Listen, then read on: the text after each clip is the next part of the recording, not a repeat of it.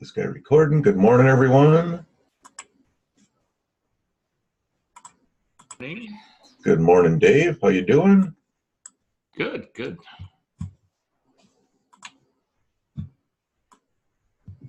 Quite the open here today, huh, guys? Yeah, it's crazy. Anything to do with China trade talks sends the market into a frenzy. Yeah, I was even just looking as I was getting this meeting opened up that it jumped by, the YM's jumping by 50s at its here right now. Yep. Morning, Mike. Morning, Anurg. Yeah, chat window. There we go. All right. We are recording. Good to go. All right. Happy Thursday. Morning, Bob. Bob, good morning. Mark. Nice to see you guys on this lovely, lovely Thursday morning. It's very nice here. I mean, we've got very clear weather. A little chilly, though. Hey, thanks, Mark. Good to be back. Yeah, it's beautiful here today. A forecast of 82 degrees. Oh, beautiful. Shankar, good morning. Voltaire, good morning. I'm not sure we're going to get that high. We got about 73, I guess. 74 is the high today for us. Yeah, we might have to enjoy it because around here, that might be the last time we see 80s till next year. Yeah, weather turns very quickly in Minnesota. Doesn't take long for 60s and 70s to be the high, but yep, Bob, Packers Vikings, or not Vikings, Packers Bears tonight, right?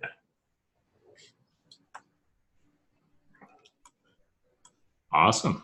Go Pack. I don't know, Bob, you're trouble now. It was a great vacation, Mark. Thanks for chiming in there. As I said the other day, you might have missed it. You can always catch the recording, but yeah, if you haven't been up there, I highly recommend it. If people like camping or national parks or anything, northern Montana, western Montana, the Rockies up in Canada are unbelievable. You did see the recording. Sweet. You bet.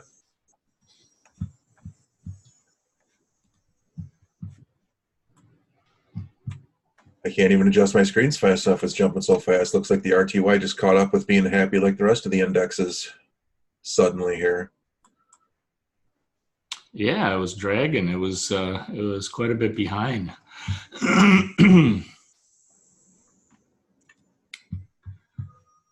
I mean, the advanced decline line is not really doing that great. It's only plus 1381 on a day in which, the markets are up this high. We should see it up around the 2000 level. Yeah, I was really surprised that wasn't up there. So I was a little leery that I didn't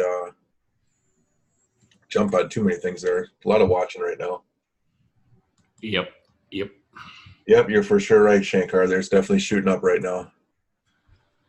So this could be, I don't know, we'll see. It could be a new high. I don't know. But the up and down volume is nice and steady. But the number of issues going up, 1381, is kind of weak for a day like this. I'm surprised it didn't open up plus 2000 at least. And like we say, the volatility, these don't look like big bars, but I got these shrunk down just so I can see them. These are 50-point bars on the YM here. So that's 50 points in 5 minutes. Yeah. The question is this going to be sustainable or is this total manipulation? Right. Before they take are they taking shorts on this side? The specialists loading up on their shorts, selling stock to whoever wants it. Mm-hmm. We see 3 out of the 4 on these charts are at all-time highs for the 5-minute charts. Got 3 bubbles forming here. Yep. We shall see. And as we've seen, markets are up. Quick look at the spread. Spread's lower. Had the up movement. This is a 1-minute chart here, then coming down. Yeah, no real trend on the spread. This morning's TSA, I think we gave a little bit more percentage to the downside. Oh, excuse me.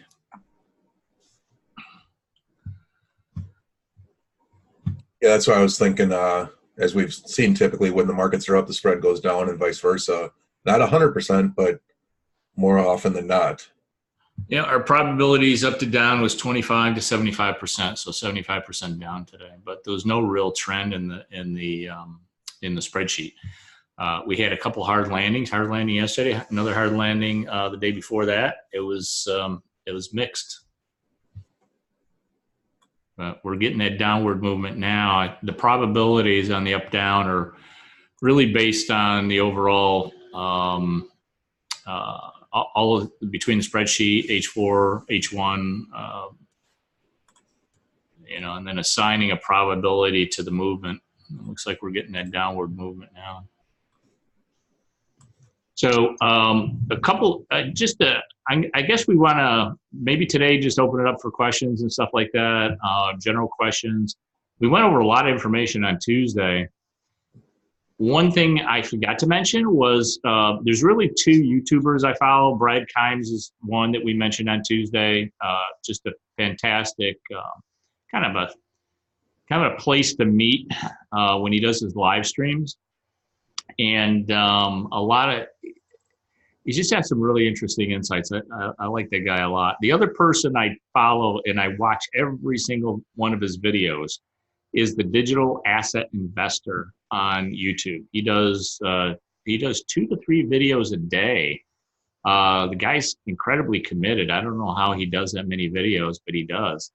And he's been doing them now, I think, for a couple of years. And I don't think I've missed one of them in the last year and a half.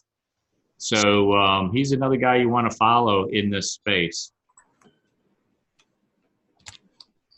Well, you're going to have to summarize all of his videos into 5 minutes for us. Just kidding. XRP is the one. I didn't even need 5 minutes or 5 seconds. But yeah, he's willing to. I think you really like him. Yeah, I figured I'd pull it over, minimize that. That's who you're looking at, right? This guy. Yep, Digital Asset Investor. He just came out, refresh, go to his videos. He just came out, I think, with the XRP, refresh it, because he just came out with a video. I just got the announcement. You don't have it? How can you have not? Yeah, it's not showing yet. 14 hours ago is his last one that I see. Yeah, he just uploaded it 1 minute ago. I see it on my tablet. Oh, gotcha. Maybe it's a matter of you got it before I did. Are you subscribed to him? Oh, no, you're not. You should. Oh, you should. Hit the button and hit the link. Yes, hit the bell. Strike that bell.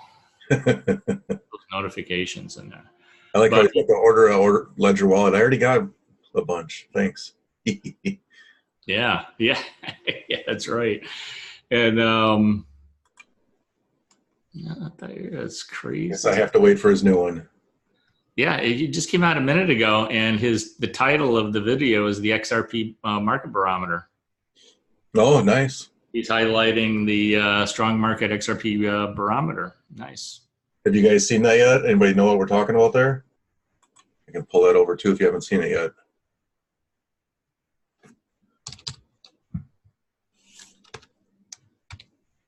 Very similar to the dashboard.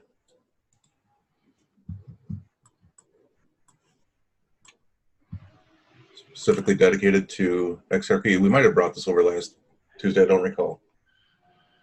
I'm still half on vacation brain. Yeah, I don't think it's up, but the long-term accumulation index there is really pointing higher. We've got low volatility is declining, and so I think we're going to get something interesting here. There's a huge difference, though, between cryptocurrencies and the stock market. One of the biggest differences that I've noticed is that it acts a lot more like a commodity. The CFTC actually came out and said it. Well, the CFTC did not come out and say it's a commodity, but there was a judge in Massachusetts that ruled on a case involving a firm that issued a cryptocurrency, and they said the judge said it was a commodity. It fits the definition of a commodity. And if you look at the profile of wheat copper, corn, soybeans, sugar, and all of the different types of commodities, physical commodities, physically delivered commodities. It has a very similar technical profile. And so you get these huge run-ups, and then you get these kind of, periods in which the price really doesn't do anything, and then all of a sudden it shoots up again. And a lot of that, and of course it's all driven by supply and demand. But there are periods in which a lot of speculators will come into the market too and just drive the prices higher. And you never quite know exactly when that's going to happen. Try to refresh that again. She should have that in there. That's ridiculous. Go to the homepage.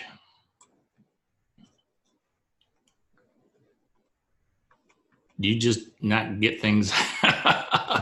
Oh, hit the bell up there. There's a notice for you on the bell. Yeah, it's probably something else. Probably somebody else. That's Brad. Oh, Brad. Yeah, Brad is live right now. But anyway, his latest video though, if you go there, is on the XRP market barometer from Strong Market, which is pretty cool. And he has 56,000 subscribers. The guy just has a lot of followers. He's been in the space for a really long time. He's just a fun guy to listen to because he talks about when he does his videos, sometimes his kids are in the background. Sometimes there's a neighbor that's making noise with a leaf blower. He has one neighbor that drives by him and honks a horn every time he drives by his house. He has another neighbor that keeps trying to correct his usage of the English language. So he doesn't pronounce things correctly all the time. And so he has a neighbor that corrects his language for him. So he's kind of a fun, interesting guy. He puts in a little bit of his own personality and some personal stories in there. One of the stories that he talked about recently that was really interesting was that his father was a home builder for a really long time. And he was building homes just before the financial crisis. And so there was during that time period, there was a lot of no-doc loans that were given out. I mean, people were just buying houses that they couldn't afford. I mean, there was no income verifications and stuff like that. Well, at the very same time, during that period from 1992 to about 1999, I was the CEO of a nonprofit housing organization in the city that I lived in, and we built brand new housing in the inner city for the first time in 80 years. And the value though of those houses, we could not keep up because we'd build the house for maybe $200,000, and the house even after we put all this money into it because of the neighborhood, the house was only worth maybe $60,000. Wow. Yeah. So basically we were losing $140,000 in every single house. And you know who subsidized it? The state and the federal government. Huh. And so they were giving out grants and loans and all kinds of stuff for people to be able to buy houses. And the push was to increase the home ownership rate in the United States. It was and I can't remember the exact figures, but I think it was 58% home ownership to rent, people who rent properties. And the big push throughout the entire time I was with the city and I was with this nonprofit was to get it over 60%. And they felt that was the way to improve the economic well-being of lower income people, is by getting them into home ownership. So I was a CEO of a nonprofit that did a lot of housing. We built millions of dollars worth of housing in the inner city. And then I got into a disagreement with the board of directors because I could see what was kind of happening, and I started pushing back on the idea that if we renovate a house and we put a couple $100,000 into it, and we can only sell it for $60,000 or $70,000, that's not a great proposition for, taxpayer money. That's not something that as a taxpayer I really wanted to put money into. And all I wanted to do was explore different avenues of, improving the inner city that I lived in.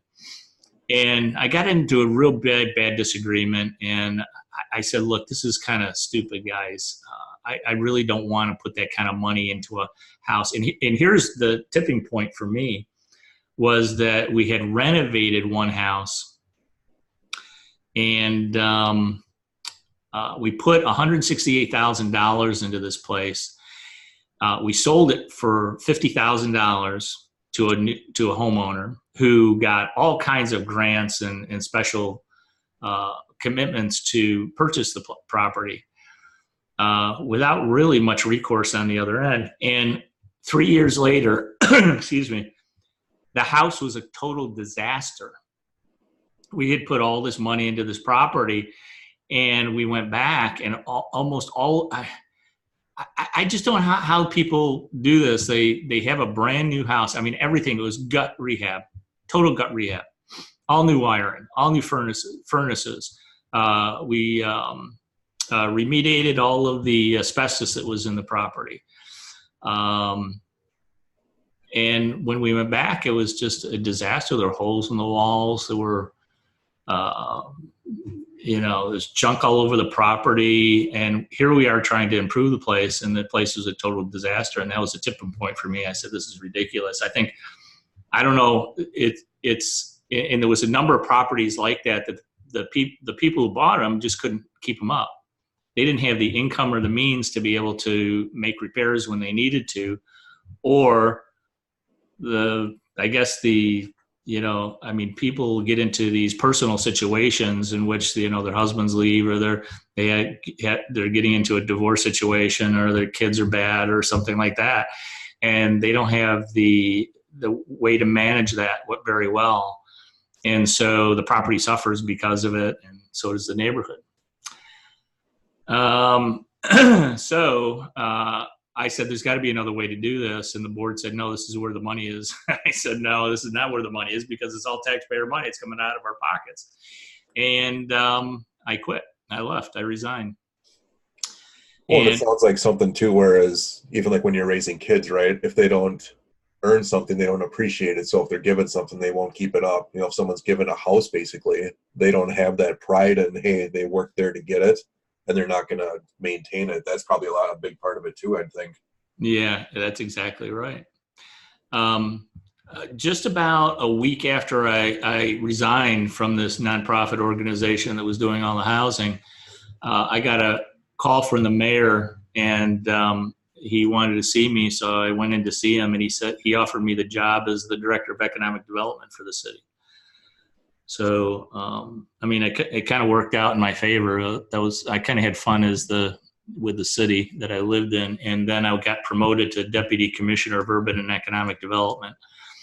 And I started working more with businesses in the area instead of housing issues.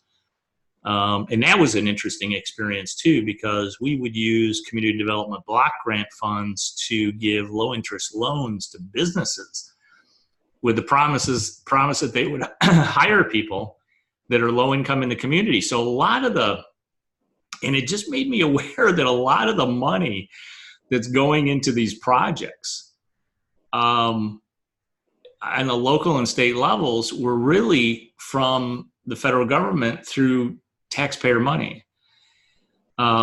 And some of the companies that we loaned to, I had to go through every single one of their finances. And this is where I kind of got my financial background. It was a fantastic training program that I went to in DC, in Washington, DC. And we went through the financials of dozens and dozens of companies. And I was able to pick out, the quick ratio and all the ratios that the company needs in order to be viable, and what their working capital needs are, and what their debt to income ratio is, and all that kind of stuff.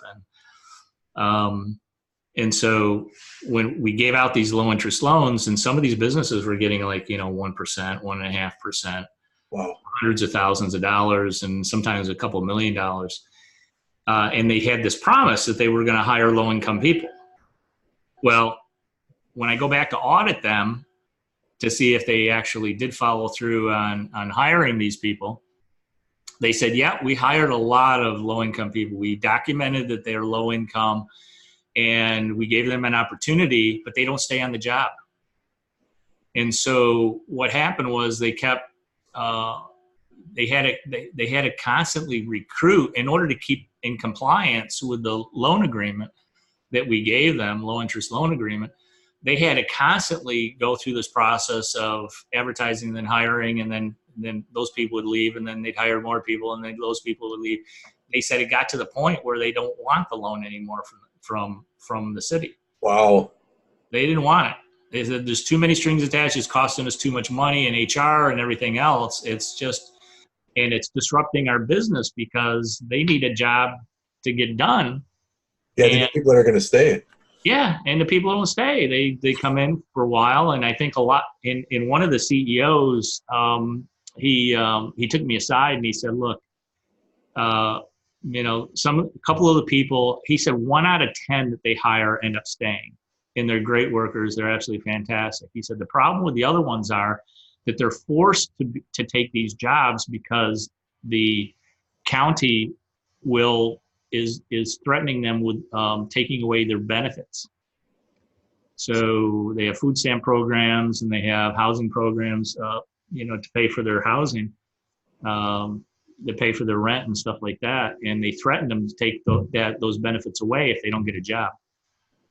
And that's the only reason they went. So they went, they got the job, they lost, for whatever reason, they gave a legitimate excuse for quitting.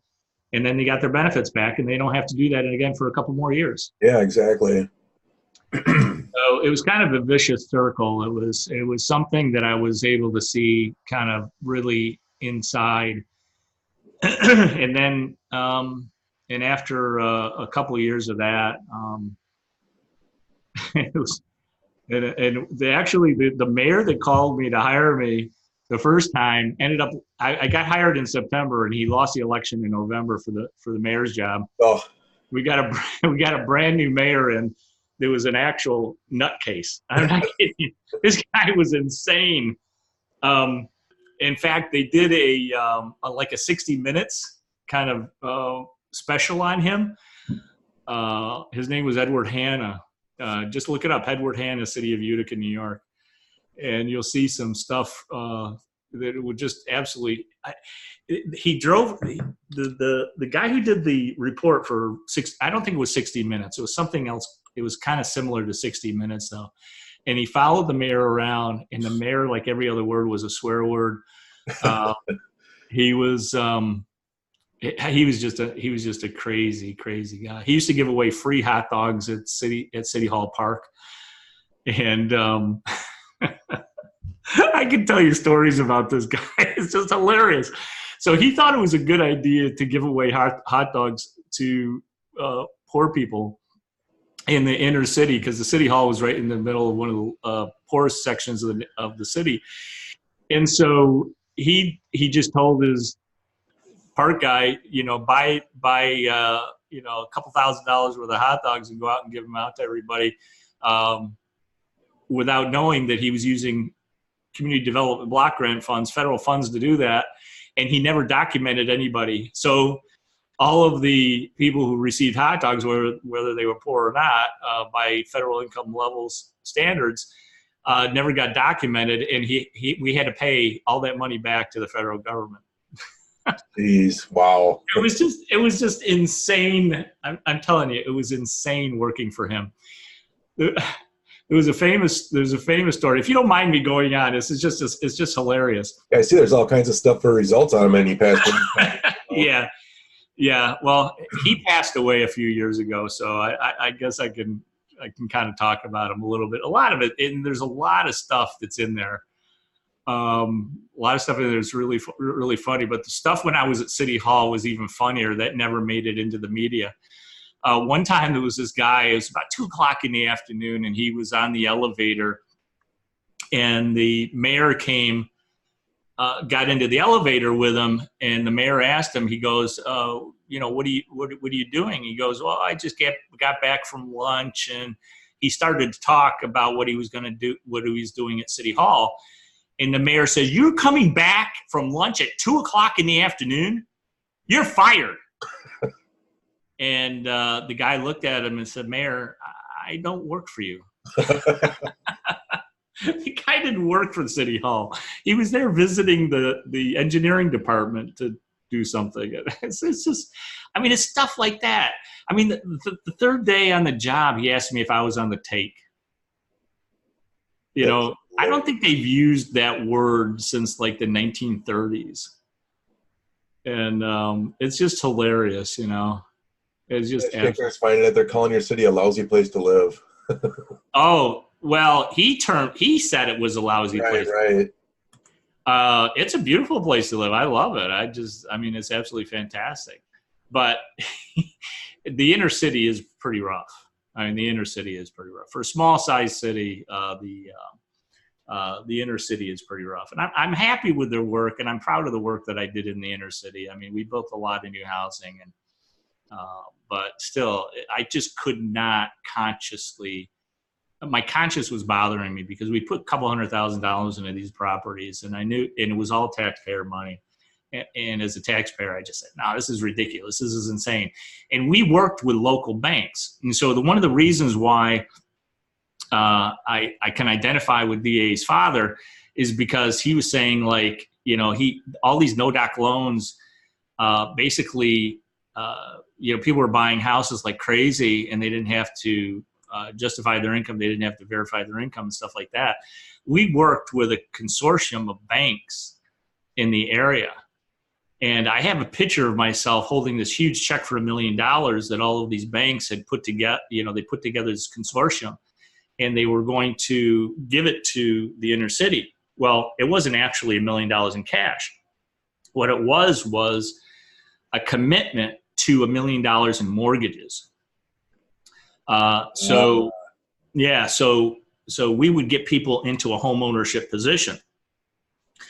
Well, this push came from an organization to get people into homes back then. That was what was the name of the organization? Neighborhood Housing Services. No, it was something like that though.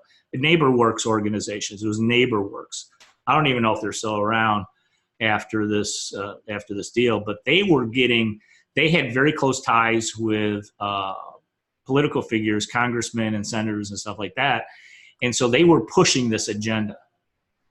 Why don't you look up NeighborWorks and see if you can find out if they're still around. These guys, they were kind of like our charter was from them. And they were very big into this home ownership deal. And so they pressured the banks. If you guys aren't aware, at the time, the banks they couldn't blacklist inner city properties. They couldn't blacklist anybody, and you know, they couldn't discriminate against anyone from buying a home. So, but what they did was they put together this pool of funds in order to satisfy the federal government's requirements. If the bank wanted to open up new branches around the city or the state, they had to show that they were committed to inner city lending. And so the federal government would, I was a CEO of UNHS a long time ago. That was a long time ago. But they are chartered by another organization called NeighborWorks. So I think they're definitely across the country too. I did a quick search on them.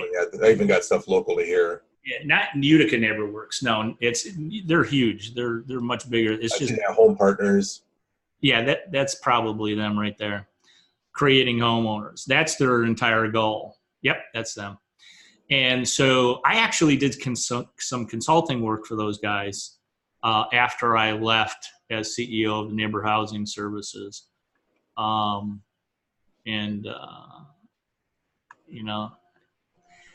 more I learned about what they're doing, I understand the need to help lower income people purchase homes and, or at least, get to the point where they can purchase a home, but to bend the rules so far and then use federally subsidized taxpayer money in order to do it was one of the reasons for the financial crisis.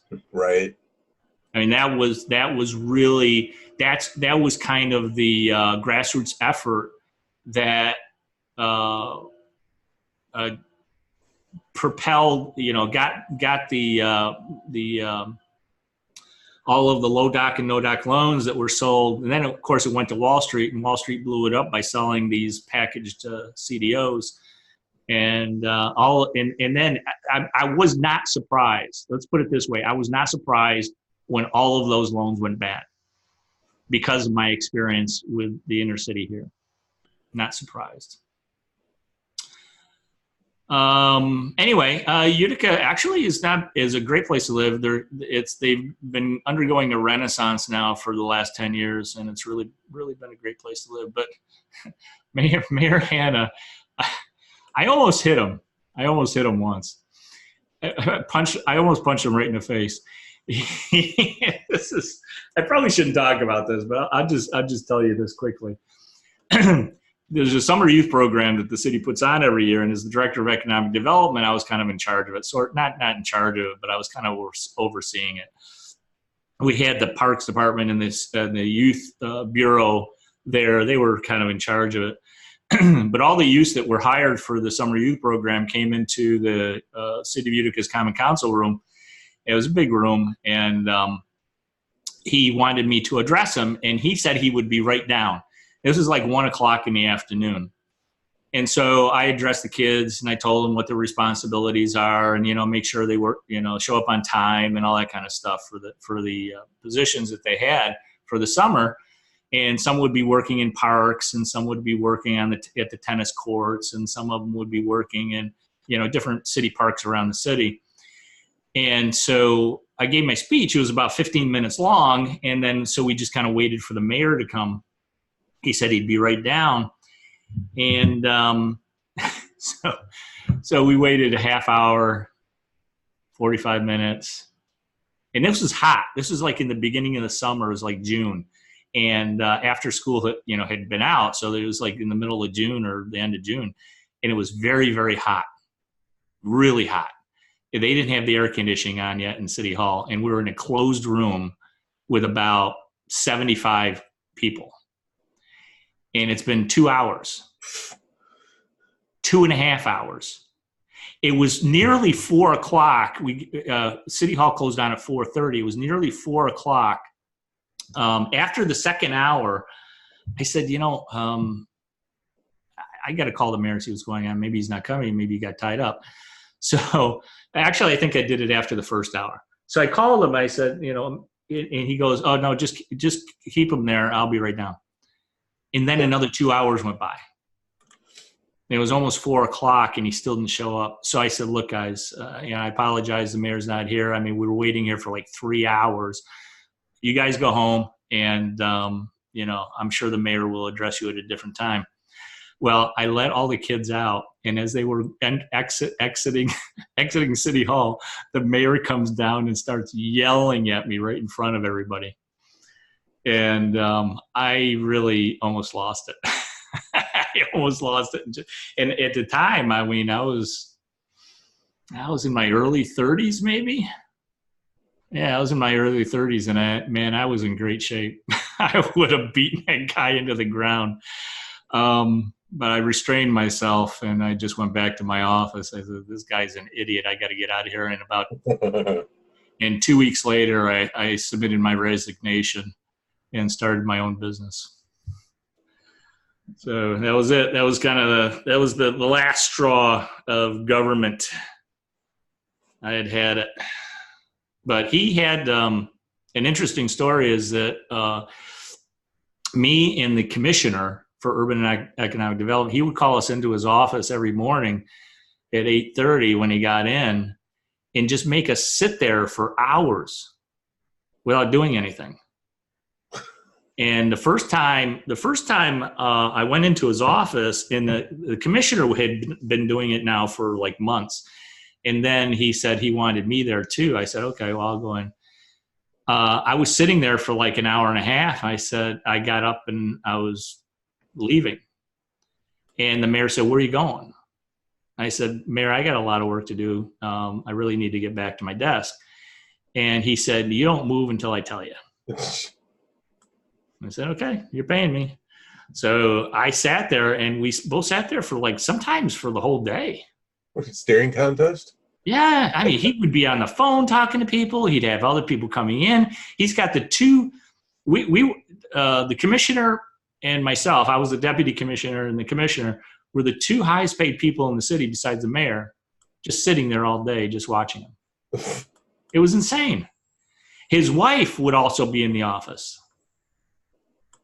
His wife was in the office making sure he got his meds. I'm not kidding. It was insane. It was absolutely insane. Anyway, we still have a half hour left, guys. I just saw the smartest thing from a news article ever. Oh, yeah. Trump says the Dow will be 10,000 points higher if he didn't start the trade war. Oh, my gosh. Are you kidding me? There's another guy. I mean, I do like some of the stuff that he does. I really do. But he's a I don't know what it is, because Hannah, who's the mayor, also was a business person. And I don't know if it's just because Trump is a business person and it kind of runs, and when they're in business and then they are put into a government position, they see things differently, I think. And they're not the usual politician. And so there's some things I like about what he does, some things I don't like. But one thing he is not boring. And Hannah, and this is kind of a funny story, but you know the photo booths? Regular ones? Yeah, regular photo booths that you go to. And I mean, for a while you never saw them, but now they're kind of making a comeback again. Yeah, you get the 4 pictures on the strip? Yep. He invented that. Wow, that's interesting. He invented it in his basement in Utica, and he licensed it to Kodak. Wow. And that's how he made his millions. He made millions of dollars on that. Oh, I bet, yeah. Yep. That's all it takes is a great idea. Yep, just one great idea, and he had it, and he perfected the process and licensed it to Kodak, which was in Rochester, so it wasn't even a very far drive to go see them. Anyway, yeah, so I don't know. We could be, the problem with the market going up 10,000 points, and I think everybody is kind of, I think a lot of traders and the ones that I talk to, especially at the institutional level, are very skeptical about market being at these levels. But it's the indexes that are at these levels, see. And so, I talked to one who reminded me a few weeks ago that it's the multiplier of the Dow that really is kind of it's a bit of a, how did he call it? It's a, not a smoke screen, but a veil. He called it a veil because you couldn't really see to the other side with all the different stocks that are trading. Some of them are not doing all that well. But because the multiplier on the index, and we talked about this before, especially with the Dow, is that the multiplier keeps getting lower and lower and lower, so it exaggerates the movement of the individual stocks in the Dow. And so it's just a math problem, I guess. It's just the fact that the index is going up, but a lot of stocks are just, some of them are doing well, but it's not crazy like it used to be. And so everybody's anticipating that the price of the Dow is too high, but it's really because of the multiplier. So we could be $10,000 or 10,000 points higher on the Dow. I wouldn't be surprised. Right, and the whole index. I always like to, we don't make decisions based on news, right? But it's always fun to watch it too. Just like the Trump one I just found, and this one came across my vision the other day. The guy that saw the housing bubble and the whole movie they made about The Big Short. Yep. Says he's found the next one. Have you seen this one yet? And it's all related to ETFs and the crowd herding. No, I haven't seen that. It's interesting. I went into the other one goes into how just liquidity risk and how everyone's doing the exact same thing in the ETFs, and interesting little read there. Well, it is interesting, and we talked about this Tuesday, but I mean, the problem with what's going on right now, and I think one of the catalysts that may end up kind of bringing the market down is this negative interest rate trend. It's just and there it is, here, right across the top there, Greenspan. Yep. Click on that one if you can. Yeah. That came out yesterday. He said it's only a matter of time before negative interest rates hit the U.S. Unbelievable. It's just, see, this is where the housing bubble from 2008, 2009 was never really resolved. Yeah, a lot of people lost money. Lehman's went out. They're gone now. They didn't bail them out for political reasons. And so, in my opinion. And so, and now all of the money printing that's been taking place since 2008, QE1, QE2, QE3, low interest rates is a form of QE, and they've kept interest rates very, very low. I think the only reason that they increased interest rates at all the last couple of years was because they knew they were going to need room to lower them again. And if they didn't raise them and they kept them at 1%, we'd already be at negative. Yes, we would already be negative. And so they needed a little breathing room. And while the market was going up and it seemed like the employment numbers were getting better and better, they would raise them. And now we're at 2.25%. I think a lot of people are anticipating a 0.5% cut this month. 0.5%. That would bring us down to 1.75%. Yep.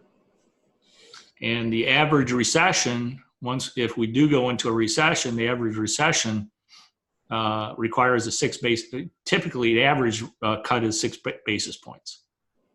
So if the recession is coming like we think it is, and we know it is because of the inverted yield curve, it hints at a recession sometime between now, 6 months, and maybe 2 years from now, then they don't have a whole lot of room. They do not have a lot of room to move. Somebody was asking me about the difference between a deflationary recession and an inflationary recession. I don't know if you guys are interested in hearing about that, but there's a big difference between the two. The inflationary recession is like in the 1970s when oil prices went through the roof and interest rates went to 17%. Mark says, yes, absolutely. Okay, cool.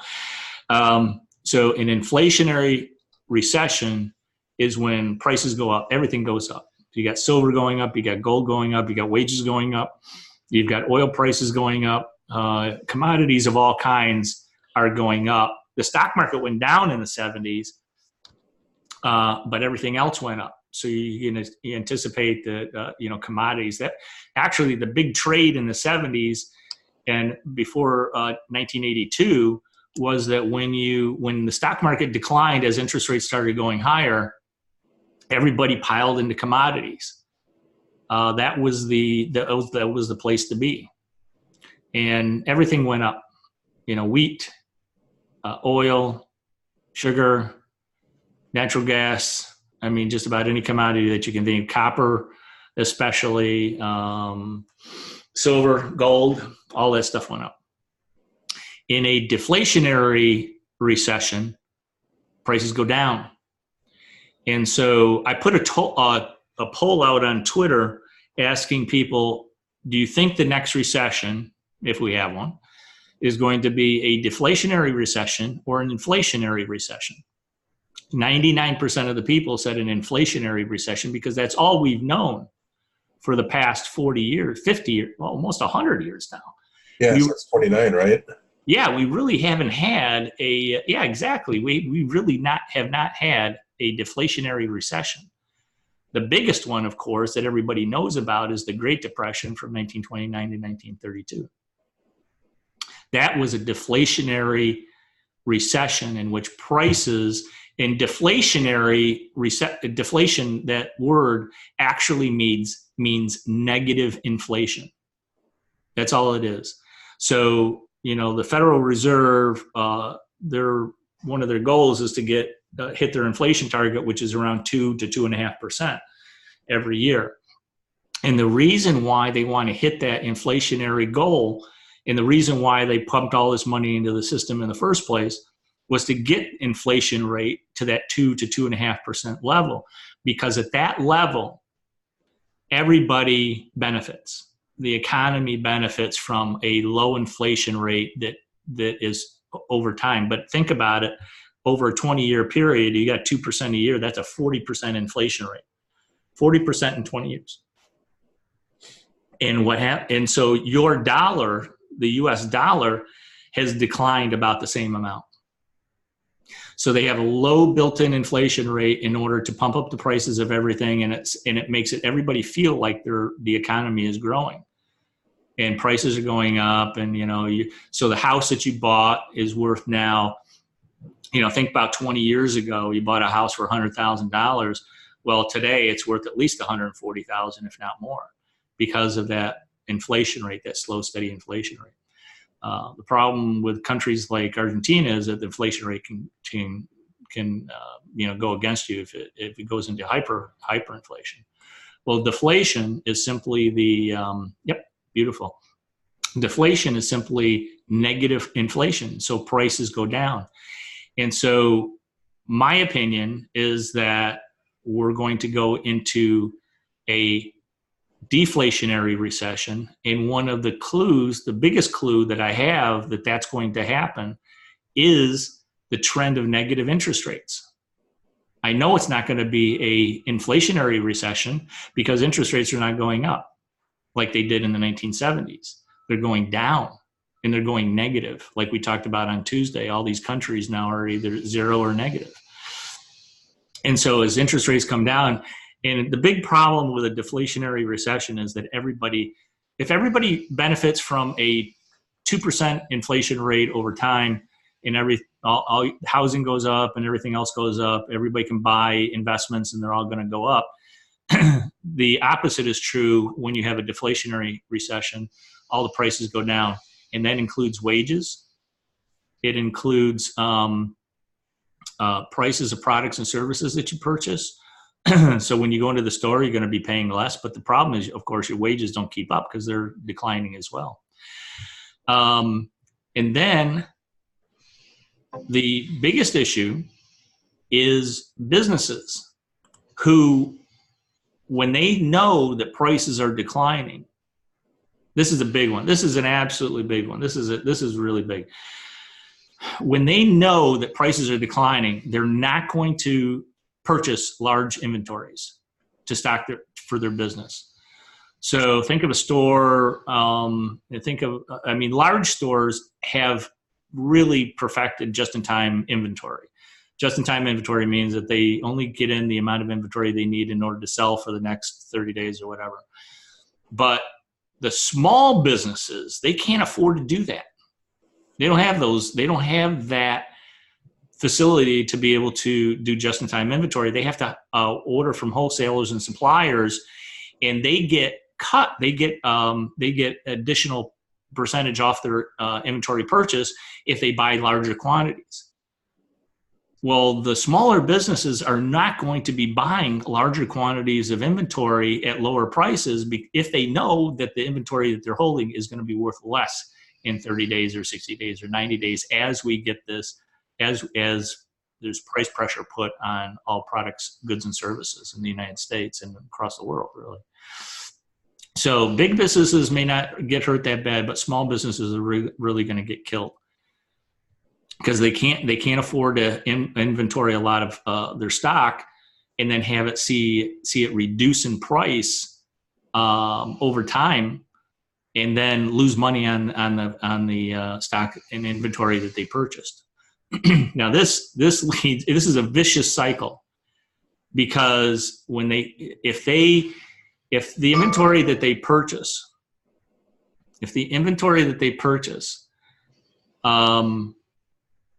goes down in value, they have to reduce, in order for them to move that inventory, they have to reduce the price of it, because everybody else is selling it for a lower price. So that puts downward pressure on all prices. And the smaller businesses are not going to be able to keep up, and they're going to go out of business. Well, who's the biggest driver of the economy? Who's the biggest driver of the economy? It's a small business. Small businesses are like 80% of the economy. And if they start getting to the point where they can't hold the inventory, they're not going to buy a lot of inventory, that hurts the manufacturers, hurts the suppliers. And like I said, it's a vicious circle, and prices continue to go lower. And just like they did in the Great Depression. So I'm certainly hoping it doesn't get that bad. I think and that's one of the reasons why I'm so enthusiastic, and I don't know if enthusiastic is the right word. I'm confident, I guess, in the ability for cryptocurrencies to be a stable source of value in the world. It says there, declining energy costs are also deflationary. Cost of energy affects pricing of almost every good and service. So you're going to have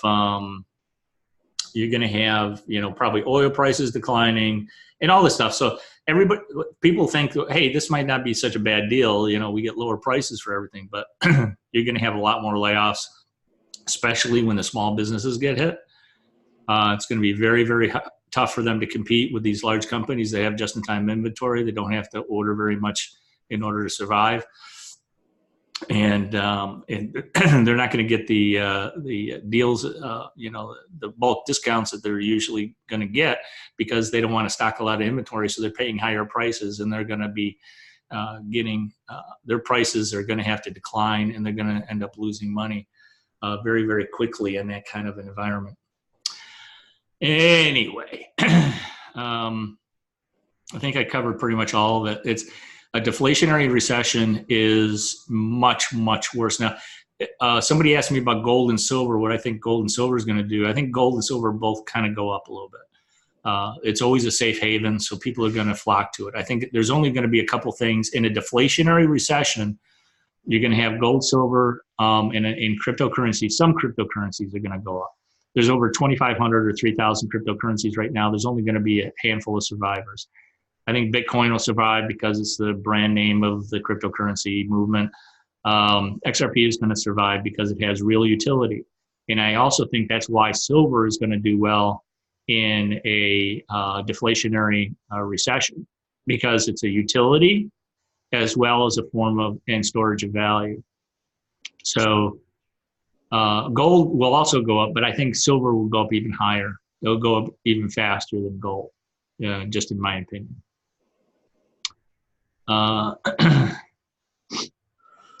Shankar says, guys, got a small favor to ask the one using Tradovite. Please note, comment if interested. I would be helpful in protecting our products and not be the victim of crazy market moves or trade.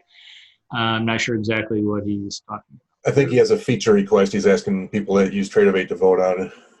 Oh, okay. Okay. Well, we'll check that out, definitely. All right. We'll do.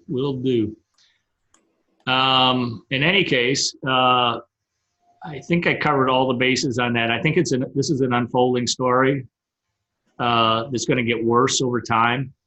I think a lot of people have been talking about this for the last 10 years. So this is not new. There's a lot of people who have been saying, hey, this thing is going to end badly. It's going to end really bad. The problem, and I back in 2010, I had called for the market to go back into a declining phase after it had gone up from the 2009 low. But then I realized that this thing could last a lot longer when it didn't go down and we broke out to new highs from 10,000 to 11,000. I said, yeah, they're going to take this thing higher, and we're not ready quite yet to see to see this thing implode. And I think now, though, it's a little bit, it's becoming clearer that as negative interest rates, and that's going to be the catalyst, I think, for this deflationary recession to hit. It's now spreading throughout the world, and I think that'll be the catalyst. That's right around the time frame needed too for it to happen. Mm-hmm. Yeah, I think that I don't really understand some governments' reluctance to embrace cryptocurrencies in general. Japan has embraced them. South Korea has embraced them. A lot of Southeast Asian nations have embraced them. And I think the reason for that, especially for Japan, well, we saw Tuesday in Japan's GDP to debt ratio was 238%. So, yeah. Voltaire asks, does anyone know where to find the cryptocurrency session report we have here before? Did we ever do one? Did we ever do a report on cryptocurrencies? Not that I recall. Which one are you talking about, Voltaire? Yeah, I don't think so. We've talked about crypto here and there. What do you mean by a report or a session? Anything particular about it that you were looking for? I mean, I did some.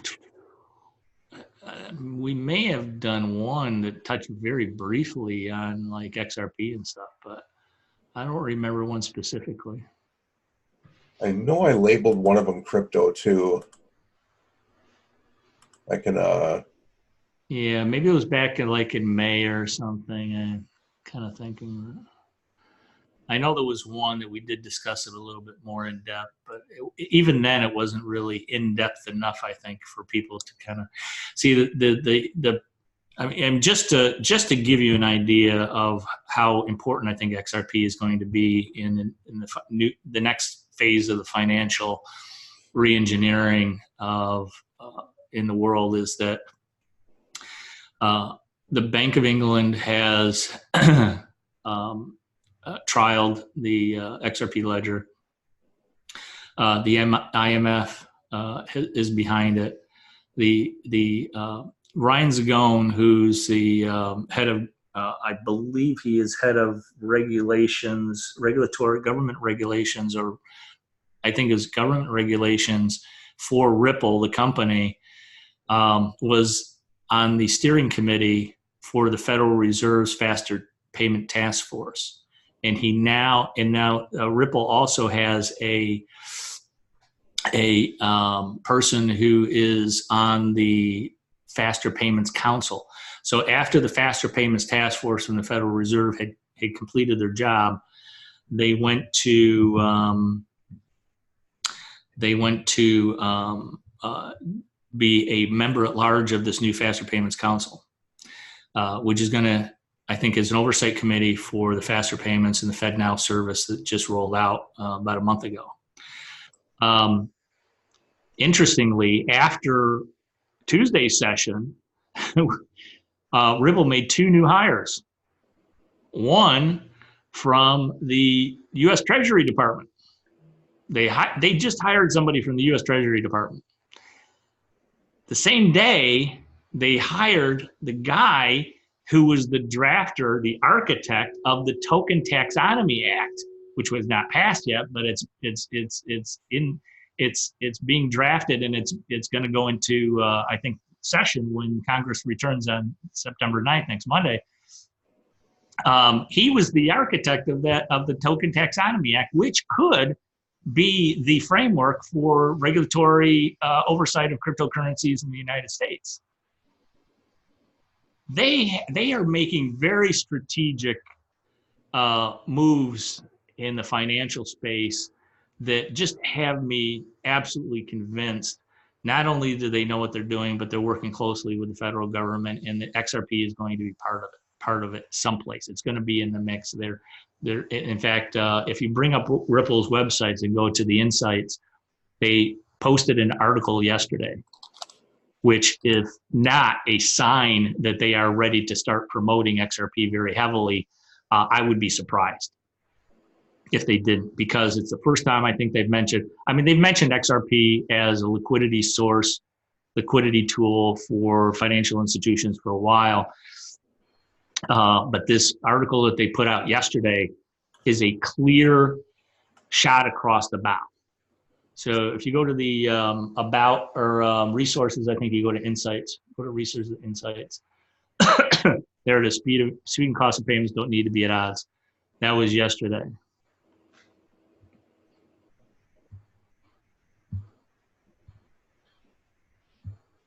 Walter, I did see a couple ones I'll shoot you links to after the fact. They are definitely, they've put together some older ones, the year ago, whatnot. So there's a few out there.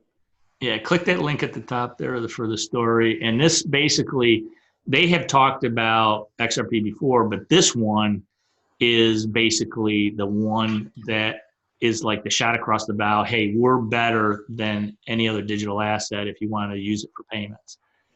And it's speed and it's payments. Built for XRP, built for payments, exactly.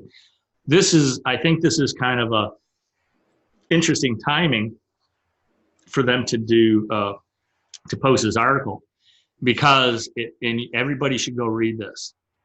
This is really, really interesting. They are now pushing XRP. Now, they have not done that a lot in the past. Over the last couple of years, they've really been talking primarily about their RippleNet, their XCurrent, their XVIA, and then they started to introducing XRapid, which uses XRP. Well, they all use XRP now, but it's kind of a flip of the switch. They can use it. But it's now layered into the Interledger protocol. If you're not aware, the Interledger protocol, ILP, is something that the W3 is adopting for payment systems across the internet. And this, now they're saying this is layered into the ILP, which is layered across the internet. It's now interoperable. That's huge. That's gigantic, because it's the W3 that sets the protocol for the entire internet, all the browsers and everything else that goes on in the transfer of value. They developed the ILP. Ripple, the company, developed the Interledger protocol and then gave it to the W3. They just gave it to them, no charge. Just here you go, use it. Let's see if we can get a internet of value moving across the internet. And the W3C community group has been working on it to integrate it into browsers. And when they do that, it's gigantic. This is huge. Very, very big. All right, guys, I need to run, but it was awesome seeing you guys again. And thank you so much for putting up with me. Oh, anytime, Dave. We always love your insights. And we will see what the market does. Oh, look at the swing signal. Wow, swing signal just took a big hit down. All right, well, we'll see what happens today. I might even get a little trading in. All right, guys, have a great day, and we'll talk to you again soon. Have a good weekend, everyone. Take it easy. Yep, you too, Dan, and we'll see you next Tuesday. See you, Dave.